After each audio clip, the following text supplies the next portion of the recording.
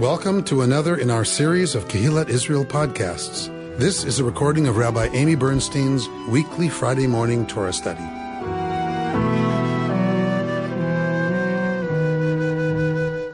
Good morning.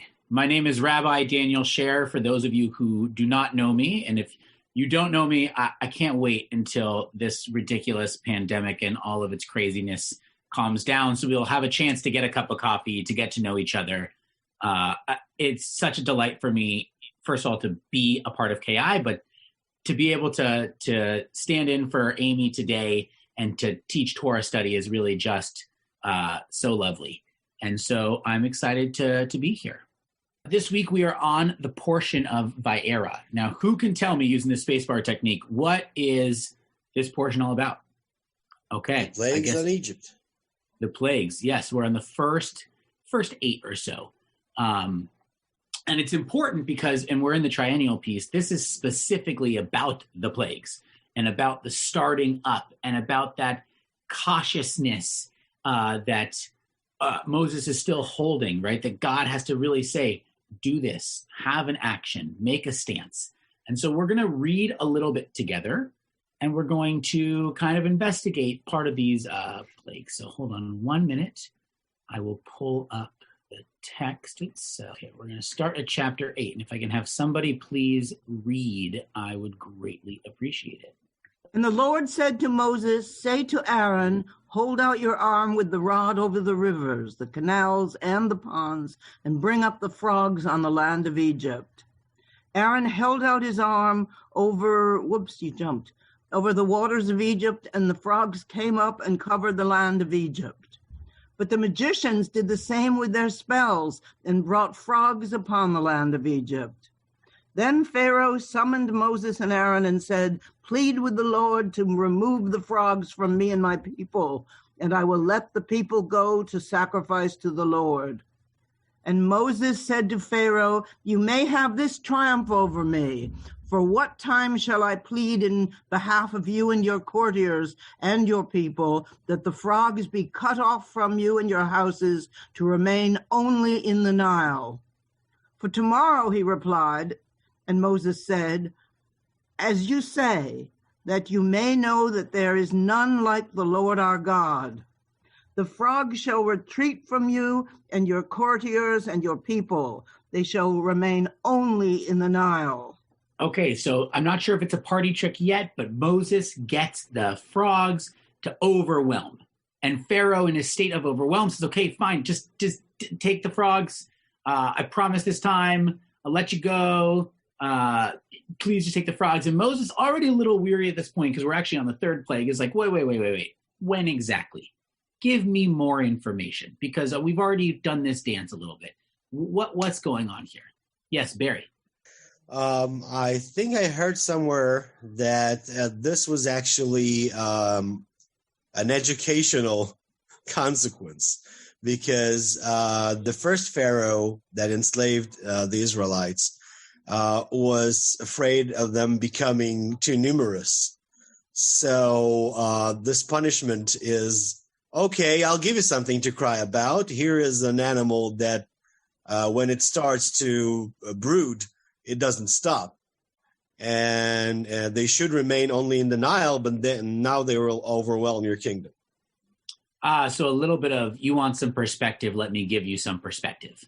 Here's the perspective of what it would look like for them to truly overgrow. Okay, so we're at this point of the frogs, and I wanted to stop here for a minute. We're actually going to keep reading. And I want to ask, does this sound like a plague?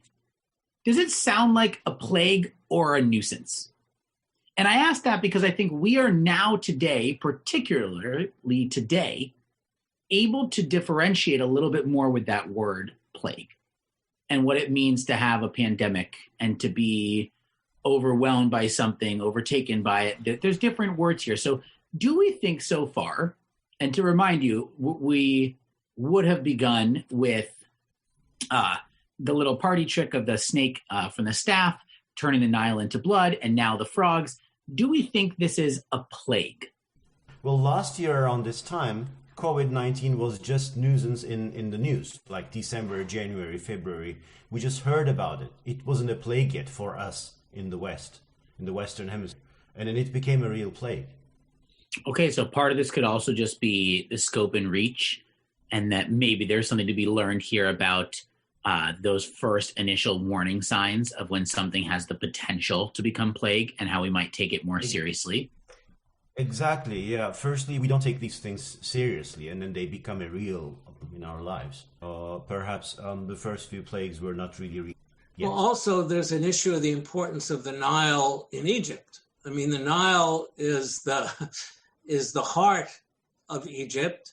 It is the source of all the food, particularly in the Nile Delta, which is a lot of swamps, which is where a large number of people live. And everything being infested by frogs just interrupts everything, the same way our lives are being interrupted. So it's not just frogs. It kind of gums up the works of food and all of society. Okay. Yeah. And let's zoom out a little bit. Has anyone here ever heard that the story of the Exodus is really more of a political liberation? It's supposed to be a liberation of a people that helps to establish this narrative of the people's history, right? Anyone ever heard that kind of notion? I think people often talk about Exodus being the first story. Now, the problem is, if it was just a political liberation, we wouldn't need 10 plagues. God could just deliver one pandemic, and it would literally be done. The people got to leave because they were freed. So if it's not about just the political liberation, then what would it also be about? What would the purpose of 10 plagues be? Right? It would be It's a about lesson. It's a lesson of what, though? The human nature, the fact that when things are bad, you pray to God, but when everything is good, you become, complacent, you become stubborn. Okay. But does this connect to last week's, where we were really talking about this idea and notion of God testing people's belief in God? And so that this could potentially be an indication or another test for people to understand God's strength and God's presence? Well, I think that's a huge piece of this, right? I think a big piece of this is the question is, who is supposed to be learning the notion of faith in this story? Is this about the Egyptians recognizing that the God of the Israelites was real and that they needed to understand the faith? Is this a story about the Israelites needing to know that this God that they're going to buy into and believe in has their back and there's a real relationship? Who is supposed to be learning this establishment of God's scope and reach through these plagues? And that's a big question that I think we're going to answer as we go a little further. And to clarify, we started on 8:1. The triennial starts on 7:8. 7:8 to 8:1 basically goes like this. God tells Moses, do this. Moses and Aaron do that thing. Then the Egyptian magicians do their thing. And then they're like, that cancels out. Let's try it again. And the reason we start at 8:1 is that now we're starting to get into a space where we're going to look at what else is at play here? When does it really click? And so we're going to keep reading. Hold on one second. We're going to keep reading. When does it say that the Lord hardened the hearts of Pharaoh? Where does it say that? Yeah, to show that the Lord was more powerful, so he could keep. He hardened the hearts so he could put more extreme plagues on. Right. Well, we're going to get there right now. So let's start here. Verse 8. Who would like to read verse 8? Daniel, Yes. You raised a question I don't think you answered, and that was what is this about? Whose strength is being shown, and I just wanted to add, if you look macro, the Pharaoh was the most powerful person on earth and supposedly a demigod or a god. Right. And this is a story of how Yud-Heh-Vav-Heh actually defeats the Pharaoh and is a more powerful God. At least that's how I read it. Does that answer the question? That's one way to read it. But actually, the reason I left the question unanswered was I think we might discover a little bit more about this question as we read on. But what I want you to keep in your mind is this notion of, I want you to keep discerning, who are these plagues for? And that's going to be a bigger question at the end of our study too. Yeah, Susan. Well, the notion that hit me when you asked the question was that this is a story for all time. So the 10 plagues are for us, and they're for us every year at Passover, and they're for every Jew that ever comes forever. And so if you just have one plague, what kind of story is that? Okay, so on the narrative side, like, this would not be the epic buildup if we didn't have the plagues. I think that's fair, but for a second, let's put aside that piece and really dig into then like the soul of what the writing is trying to get to. So let's read a few more lines together and then we'll explore further. Who would like to read verse 8? Then Moses and Aaron in Pharaoh's presence, and Moses cried out to the Lord in the matter of the frogs which he had inflicted upon Pharaoh. And the Lord did as Moses asked. The frogs died out in the houses, the country yards, and the fields. And they piled them up in heaps till the land stank. Pardon me, not sank. Where are we? Oh, but when Pharaoh saw that there was relief, he became stubborn and would not heed them as the Lord had spoken. And then the Lord said to Moses, say to Aaron, hold out your rod and strike the dust of the earth, and it shall turn to lice throughout the land of Egypt. One more line. And they did so. Aaron held out his arm with the rod and struck the dust of the earth. The vermin came upon man and beast. All the dust of the earth turned lice throughout the land of Egypt. Okay, just kidding. 2 more lines. I want 14 and 15. Then we're gonna stop and digest this. All right. The magicians did the like with their spells to produce lice, but they could not. The vermin remained upon man and beast. And the magician said to Pharaoh, this is the finger of God. But Pharaoh's heart stiffened, and he would not heed them as the Lord had spoken. Okay. Whole bunch of more context here. That's why I want us to get through this piece. So, first of all, when the frogs stop being a plague, what happens to them? They stink.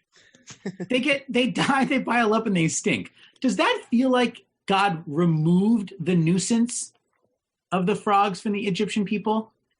Made it worse. Maybe made it worse. Maybe made it a little bit more like, okay, we can handle it. We can just clean it up. But certainly gave them another round of trauma and grief with that, which, by the way, do we even count that as a plague? Right? We don't say frogs, then dead frogs, right? They should be 2 different plagues because it's just as obnoxious. So many frogs that the earth sank. So many frogs that the weight of the frogs caused the earth to sink. Stank. But wasn't it that both. They stank, not sank? I read stank first, and then I went back and it said stank. Yes, you are correct, and I'm thrown off by it for a second. Sorry. It's probably a little of each. Yes. No, the piles up until the land stank, but so much so that it overwhelmed the notion of like the space. Daniel? Yes.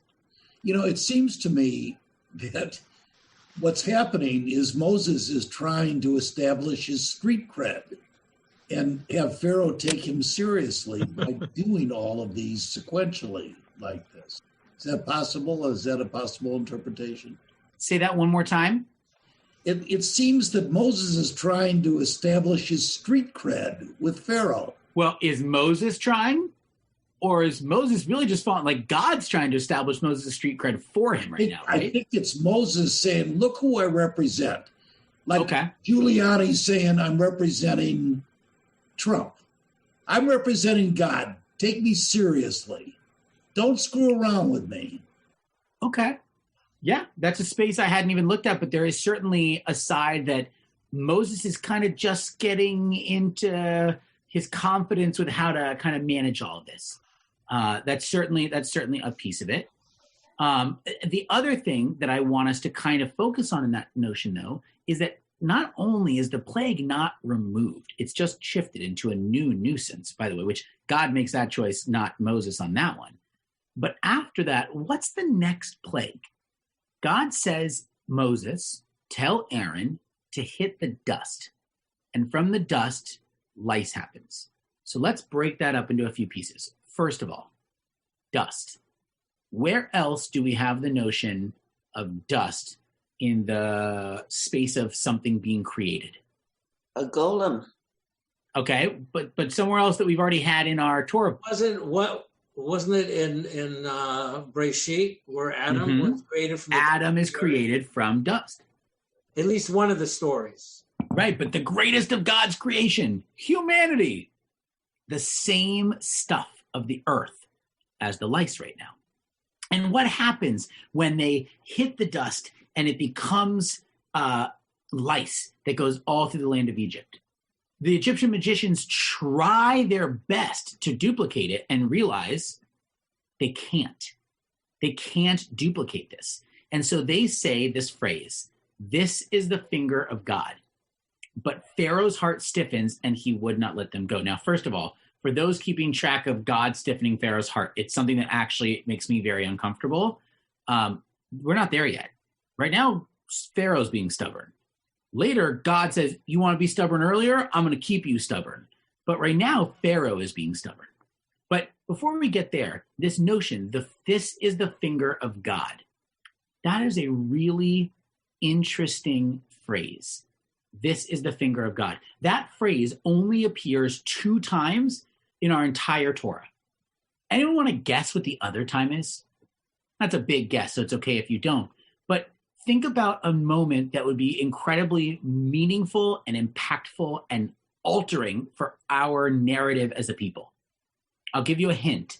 A hand or a finger might also be involved in writing. 10 Commandments. It's just great that you have such job security. Like we learn this each year, and we're like, it's a pretty big book that Torah. No, that's exactly right. We are talking about the 10 Commandments. The only other time this appears is in Exodus 31 when we're describing the 2 tablets inscribed with the 10 Commandments. That comes from the finger of God. That's the only other time that phrase is used. Now, the rabbis make it clear that the divine narrative makes no mistake. And so if the divine narrative makes no mistake, why do you think this phrase, the finger of God, is the same phrase used here and in the 10 Commandments? And it was like fate. It was predetermined. Okay. It was written. Fate There's this notion in the fate. Okay. There's this notion in Middle Eastern popular thinking that everything that happens in your life was written before you were born. Okay. So some things in life are part of this narrative that was written before time, and some of it is your choice, but most things are predetermined. All right. So there's no point in resisting when it's clear that this event was set forward before the beginning of time. Okay. So yes, there's a notion of fate here, but I want to move a little bit towards if the narrative is trying to tell us that the weight and awe of this moment should be anywhere near the awe of our 10 Commandments, we have to investigate a little bit of why. Why would these 2 things be parallel? Why is it the plague of lice is what stumps the Egyptians? We turned the Nile into blood, but lice is what causes them to crumble to their knees. I think it's because it's a profound moment in which the Egyptian clerics, because that's really what the magicians were, they were also their clerics, recognized the greatness of God. But why? Why is it lice? Now, yes, for anyone who's ever had to comb lice out of a child's hair, this is a plague. But why is this plague that all of us can handle, this plague that has a bunch of companies with cheeky names like the Lice Ladies and all kinds of other stuff who can come and really take care of the problem. A shampoo and a special comb can literally solve this plague. So why is it this plague that causes the Egyptians to fold and recognize God? Maybe it comes out of dust like the first man. It's huge. Okay, so we have that connection. An act of creation. So we have that connection, yes. But let's think. Use your modern sensibilities. What is it about lice that's different so far than the Nile turning to blood or to the frogs? This attacks individuals' bodies. Lice attacks the individual. Yeah, but actually their body. The other ones are outside their body. It infiltrates into your homes. Okay, so it's intrusivity, right? That it's in your hair. Okay, what else? The Egyptian magicians couldn't replicate it. Right, but why do you think that was? Because God did it. Okay, this answer, it's going to be like because and again, this is my perspective here. Think super basic: frogs, blood, and then lice. The first two are visual. You can see the Nile turn to blood. You can see frogs overwhelming your land, and then you can see them piling up. And yes, with a microscope or a magnifying glass today, you can see lice, but we're talking about Egypt thousands of years ago. Lice was the one that was invisible. Suddenly, they hit the earth, and everything is scratching and itching, and they can't see it. It's literally a plague, and it's there, but the magicians can't replicate it because the magicians aren't replicating blood as water or frogs. They're replicating the visual. It's a trick. It's an illusion that they are able to replicate. But you can't see the lice. Now, isn't that interesting that the thing that you can't see suddenly becomes the scariest thing? The tipping point for the people. Oh, we can replicate this. We can show you that maybe God isn't real in this one. I'm out. Lice, the guy hit the ground. The earth that we trust, the earth that we grow crop from, the earth that we know to make brick and mortar. Yes, today we can see lice. And if you know to look for it, you can see it. But if you're in the dusty desert and they hit the ground and lice is created, you would have to go digging through the hair of your cattle to find the lice. You would have to go digging through your hair to see it.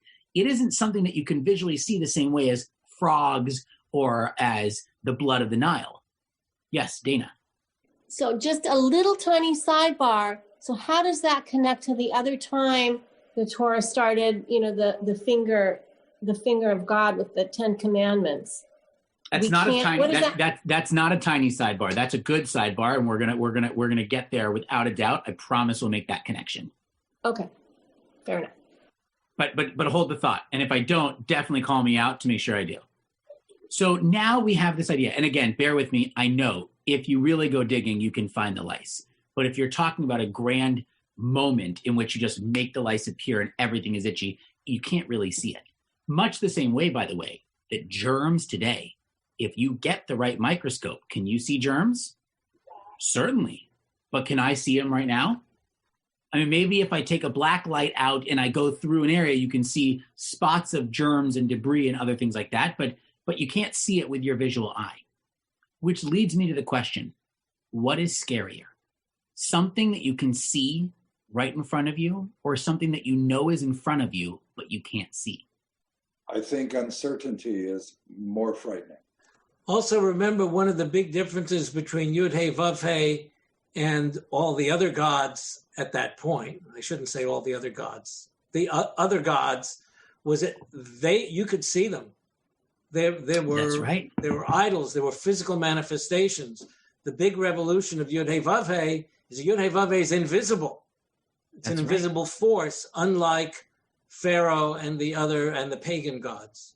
And now we're starting to see the narrative's slow movement into, I think, exactly why our narrative puts so much weight on this plague, and this is a pivotal shifting moment. Does faith require visual?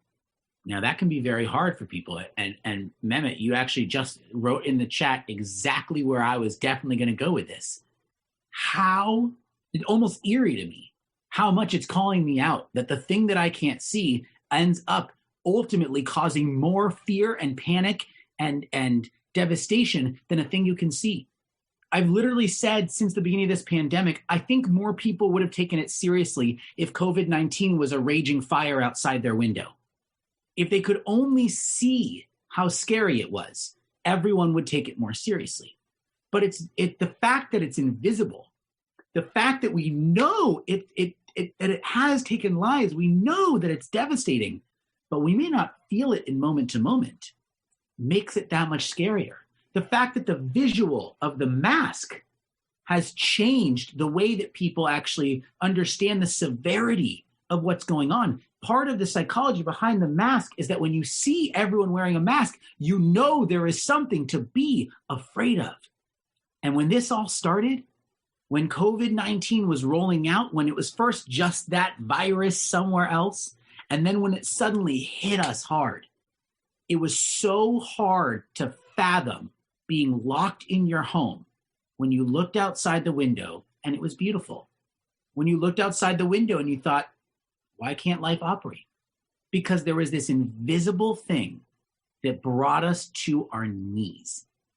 Now, take that same feeling, that feeling that all of us experienced, though, I mean, it was, 9 or 10 months ago, so I don't even know how many of us can truly remember the depth of that feeling when it first happened, and apply it now to the Egyptians of 4,000 years ago that don't have microscopes and don't have actual doctors who are telling them what to do and what not to do, who don't have the necessary resources. Remember, they avoided a famine. It was a 14-year in the making process.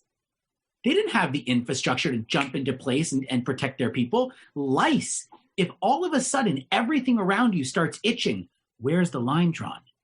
What can't this God do? It wasn't a magic trick. It wasn't right in front of them. It was scarier than that. It was something going on in front of their eyes they really couldn't see. Now here's the trick. Faith and fear both come from the same space. Fear of the unknown, faith of the unknown.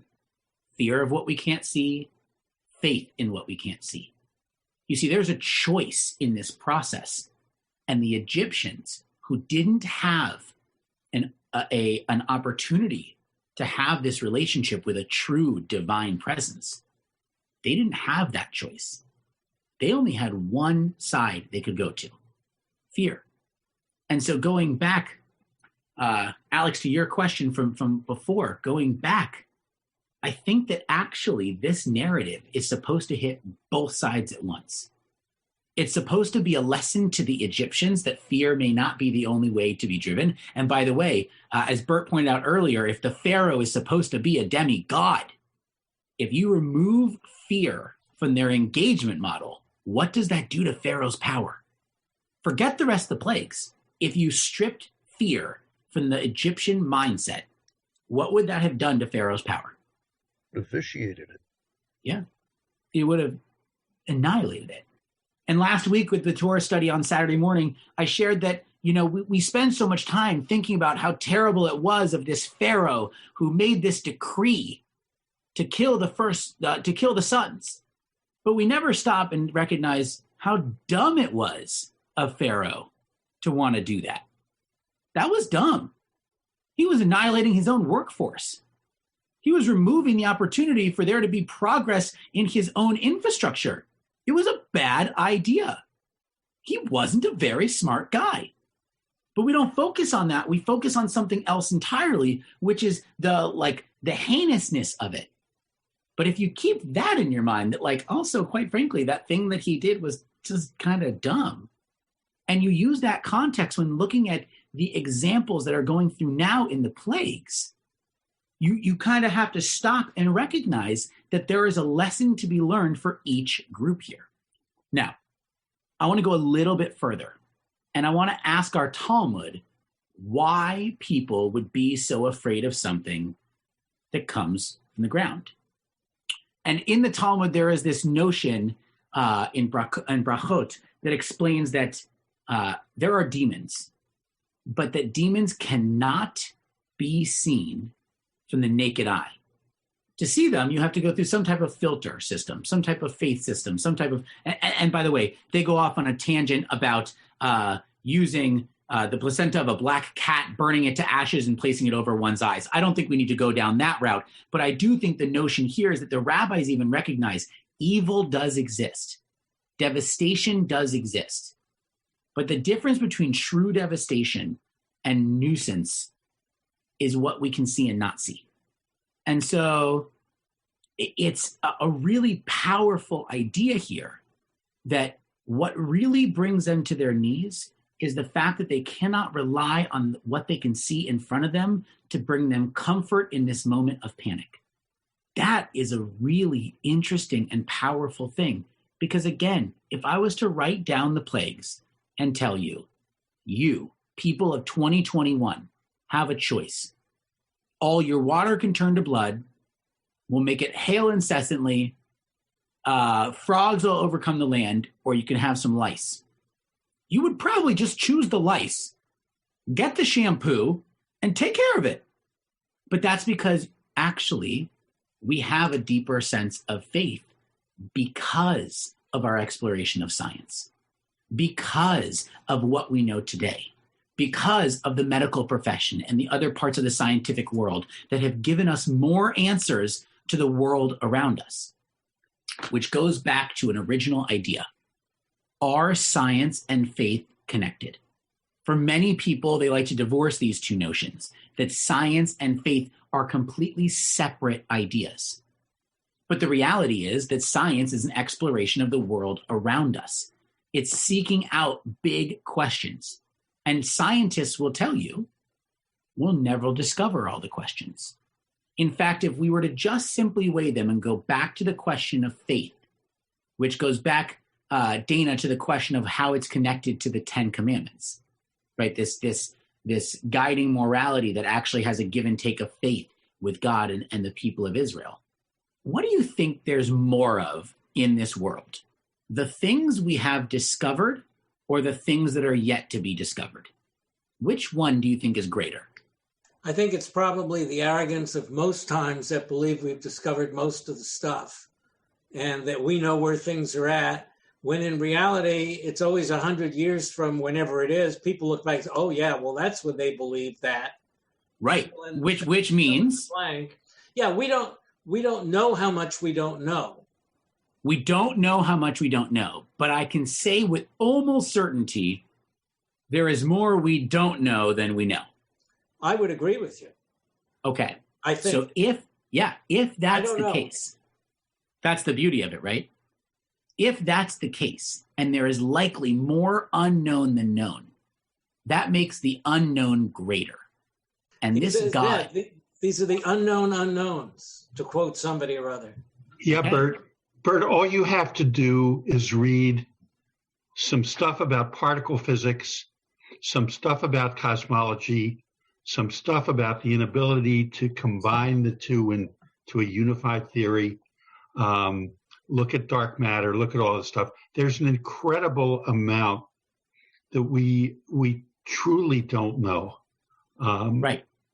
And in fact, a lot of it, in the same way of lice, is not able to be visualized. You can't visualize, quantum mechanics or things of that, except for Schrodinger's cat. So one of the classic expressions of this is from one of the Woody Allen movies. I forget which one it was, where he was frozen. And then he wakes up many years later and they peel off the freezer wrap from him. And they talk about what it was like back in the year 2000. And he says, oh, yeah, that was when they thought chocolate was bad for you. That was Sleeper. Was that Sleeper? Yeah. A great line. Leinster about little ice cream and cake was bad for you. Right. So, okay. But now take this notion. This is exactly the point.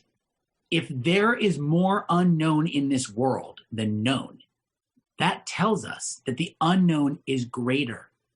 And if you ever sit and have a problem figuring out how you're supposed to believe in God, why this connection or that connection exists. Remember that God can just as easily be the unknown of the world. That pursuit of science is an ever-going exploration of trying to understand more of the gift of the space of the earth that God gave us, of the universe that God created, but that God may very well be the unknown. And since we are never going to hit a tipping point of knowing more than we don't know, that always makes God the greatest force on this earth. Even if you would rather say God is the unknown, God is the all-power, all-knowing, what that really means is God is everything yet to be discovered, which makes science part of what actually keeps faith ongoing. And so many of us see science as counterintuitive to faith, but it's not. And that very notion that every time we discover something new, we also discover more things we didn't know, means that our discovery of the world, our curiosity, our pursuing the world around us actually gives strength to God. It adds to the everlasting, all-knowing, boundaryless aspect of God. So now take that back to the plagues.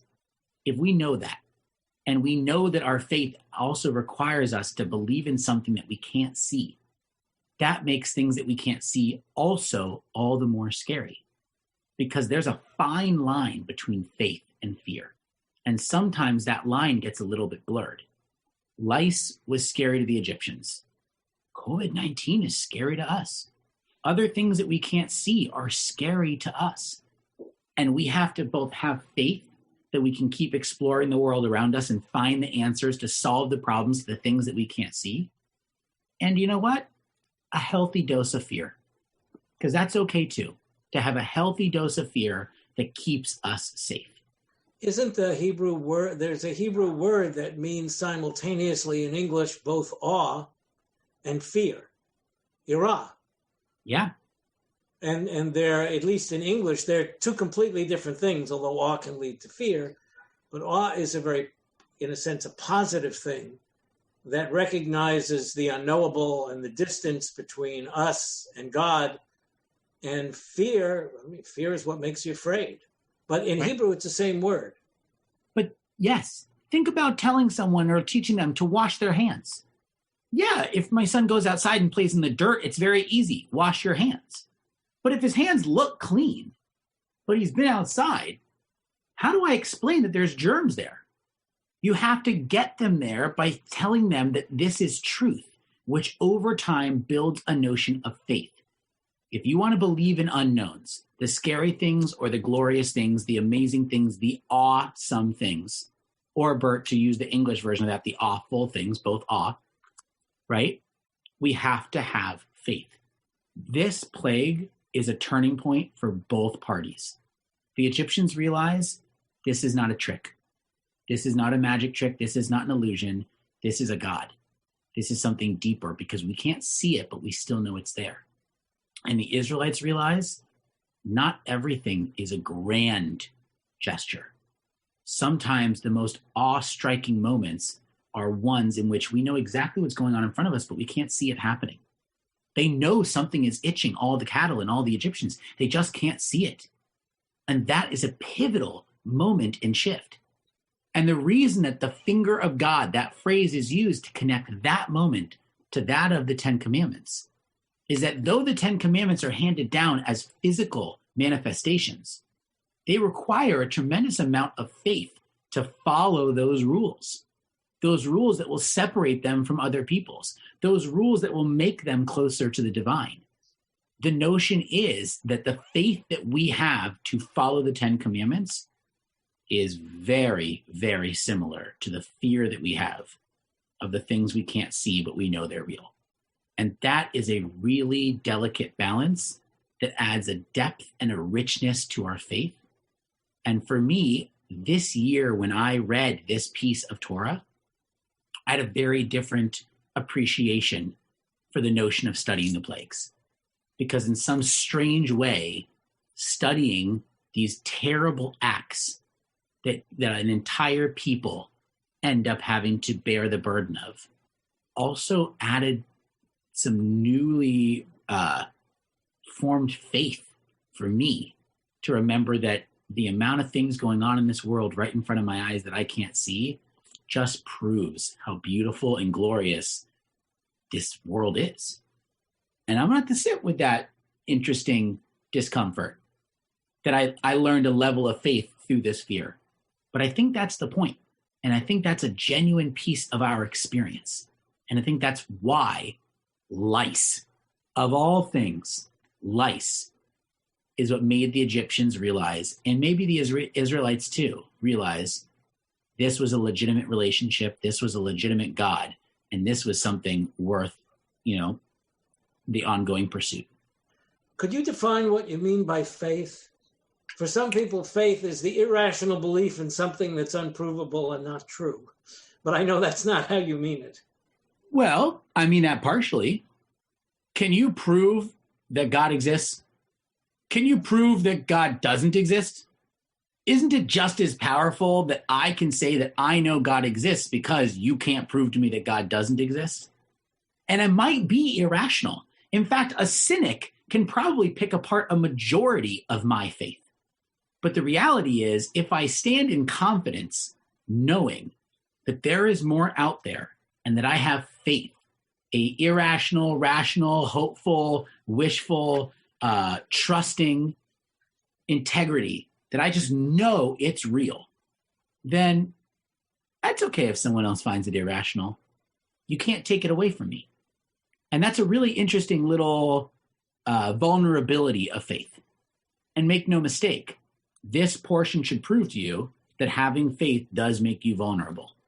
And the question that we have to ask is if we're okay with that vulnerability because of the love and the richness and the things that it adds to our life.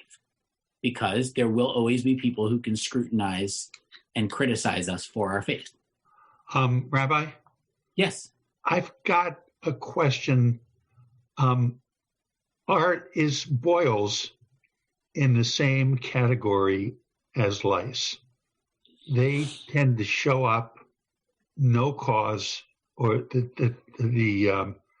anybody back then could understand. Yeah, I think the cause of boils would be in the same category. I'm not sure if boils themselves would, because you see them. Once they're there, you know what they are.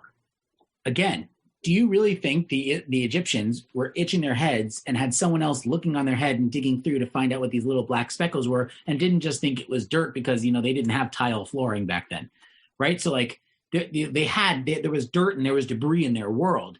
So the lice really is so much more invisible. The cause of boils was definitely scary. But once they manifested in front of you, you could see if someone had boils. Go back to thinking about COVID-19. If COVID-19 caused boils, do you think we'd be as afraid to walk around outside? Or do you think we'd say, if I see someone with boils, I'm not going to go near them? It's the invisible things that make us fearful, the things we can't see that make us uneasy, because there's no easy, clear, logical way for us to avoid them, to rationalize them, to strategize around them. But yes, boils do fall in a middle category because they appear, and that in itself is really nerve-wracking. I saw a couple other hands go up. I want to give people a chance to share their thoughts. Also, who thinks that this is crazy? Who's like, Rabbi, I genuinely don't agree. Because I'm okay with that too. Because this is part of faith, that there be an individualized definition, that you hold your faith in a way that works for you. Reconstructing Judaism believes that there is a different way for each of us to engage. I'm sharing with you the aha that I've had from reading this material this year.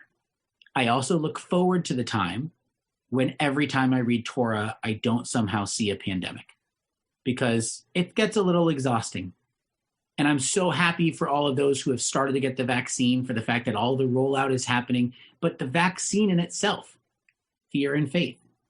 You have to have faith that it's going to work. And some people have fear that it won't work, or that it might have, side effects or anything else. These two will always live hand in hand.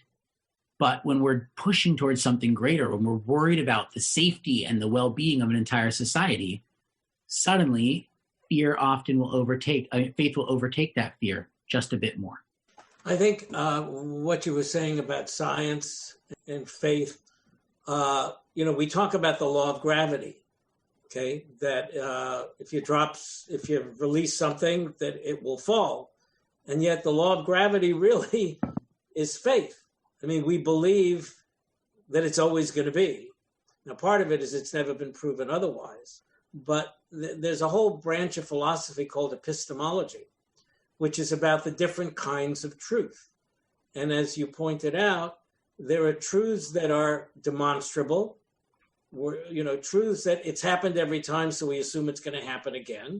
And there's other truths like God or I love you or my heart is broken that we accept as, quote, true when they're said, I guess, but are not provable in the sense of scientific experiment.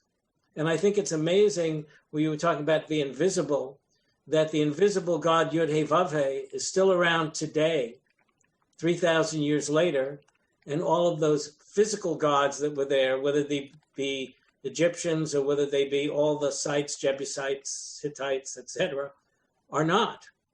And maybe it's just a testimony to the strength of the invisible.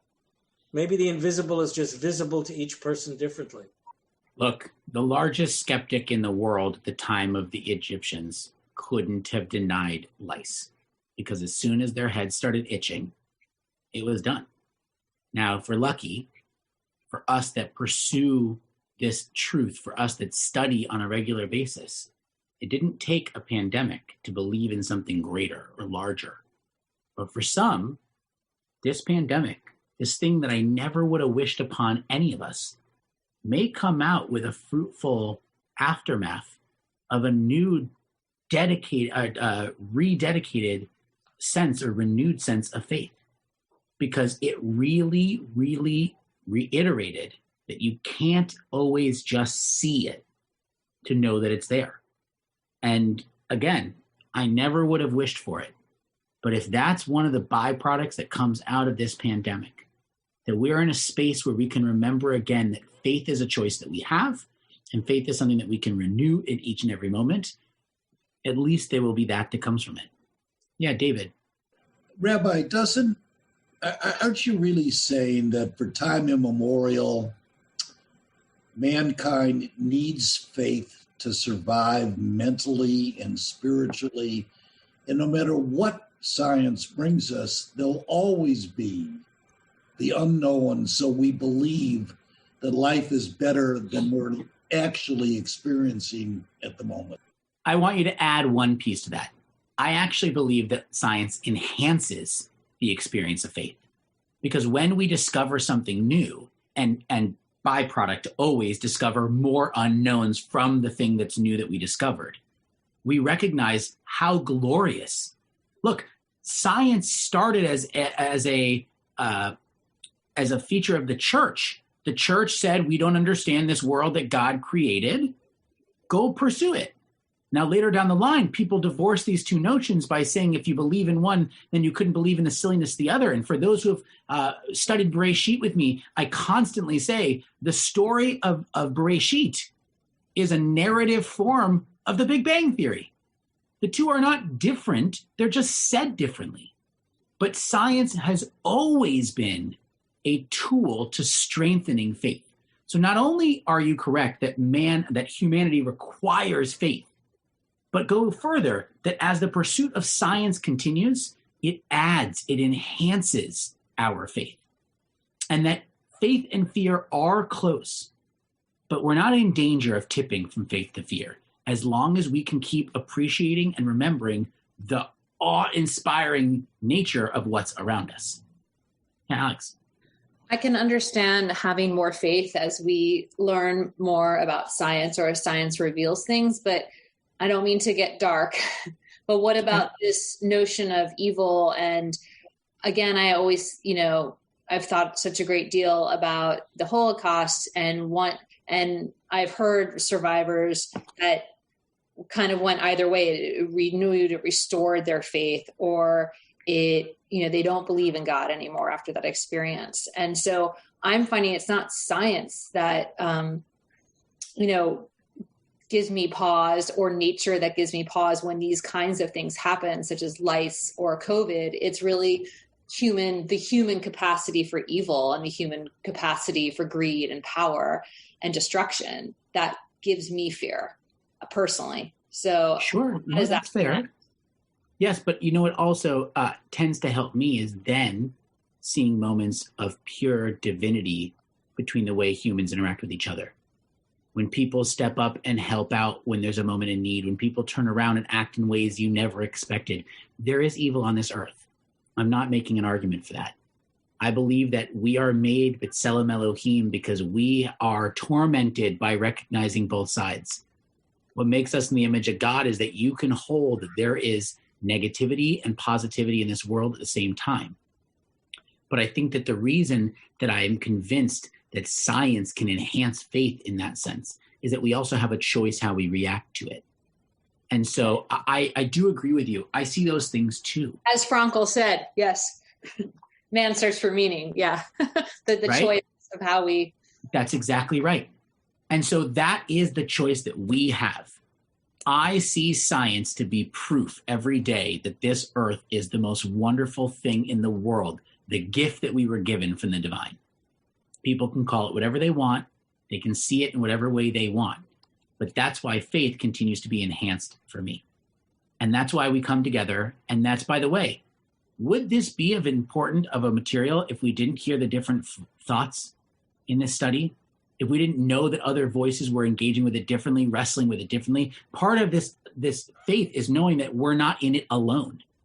And so, yes, the invisible things sometimes bring us to our knees. But that also means the things we can't see can sometimes pick us back up. That faith in something larger might be what we need to get back up, to go back out, to try it again. And so if you take away one thing from Torah study this morning, you take away that you have the choice when you're presented with the evidence of something existing that you can't see. You have the choice how you want to pivot. If you want that to build towards more faith, or if you want to choose to step into fear with that. This has been a trying and exhausting 10 months. But when I saw people starting to get their vaccine, when I see numbers start to change, when I see people finding new ways to engage and be together and to not allow this to completely bring us to our knees as a society, it brought me more faith. And that's a choice I made, and that's a choice that each of us can make. You've been listening to Rabbi Amy Bernstein's Friday morning Torah study from Kehillat Israel in Pacific Palisades, California. For more information, go to our website, www.ourki.org.